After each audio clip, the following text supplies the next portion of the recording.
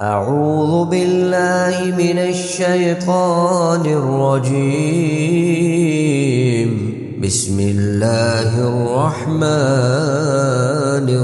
الرحيم.